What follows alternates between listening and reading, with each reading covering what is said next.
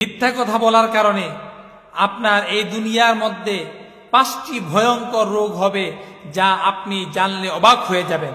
5টা ভয়ঙ্কর রোগ হবে এই দুনিয়ার মধ্যে যদি আপনি মিথ্যা কথা বলেন। 5টা রোগ হবে। অনেকেই এই বিষয়টা জানি না। আমরা কথায় কথায় মিথ্যা বলি, দুষ্টামি করে মিথ্যা বলি, মানুষকে হাসার জন্য মিথ্যা বলি, কাদার জন্য মিথ্যা বলি। আমাদেরকে অবশ্যই মিথ্যা থেকে বিরত থাকতে হবে। 1 নম্বরে, যে ব্যক্তি কথায় কথায় মিথ্যা বলে সে ব্যক্তি মুনাফিক। মুনাফিকের আলামত 3টি। 1 নাম্বার হচ্ছে কথায় কথায় মিথ্যা বলা, ওয়াদা করলে ভঙ্গ করা, আমানতের জিনিস খেয়ানত করা। যে ব্যক্তি মিথ্যা কথা বলবে তার জন্য 1 নাম্বার হচ্ছে চেহারার সৌন্দর্য, চেহারার লাবণ্যতা দূর হয়ে যাবে। চেহারার যে লাবণ্যতা রয়েছে এটা চলে যাবে, নষ্ট হয়ে যাবে।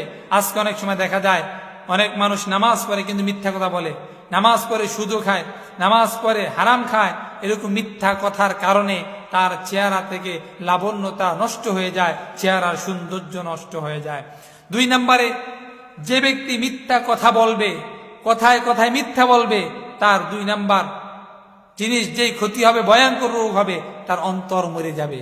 তার ভালো জিনিস ভালো লাগবে না, সমাজের নোংরা জিনিসগুলো তার মনের মধ্যে ঠাঁই পাবে, কিন্তু ভালো জিনিস তার কখনো ভালো লাগবে না। এই জন্য মিথ্যা থেকে আমাদেরকে বেঁচে থাকতে হবে, মিথ্যা আমাদেরকে দূর করতে হবে, মিথ্যা কখনো যেন আমাদের জীবনের মধ্যে প্রশ্রয় না পায়।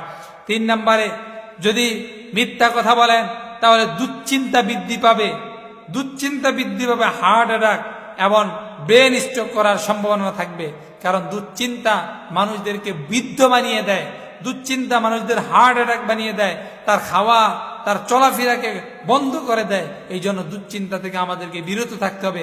কারণ আপনি একটা মিথ্যাকে ঢাকার জন্য কয়েকটা মিথ্যা কথা বলতে হয়, আর একটা মিথ্যা যদি স্লিপ অফ টান হয়ে যায় তাহলে আপনি ধরা খেয়ে যাবেন, আপনার জীবনের মধ্যে দুশ্চিন্তা নেমে আসবে। 4 নম্বরে, যে ব্যক্তি বেশি বেশি মিথ্যা কথা বলে তার উপর থেকে আল্লাহর রহমত দূর হয়ে যায়। এই জন্য তার স্মৃতি শক্তির প্রখরতা কমে যায়।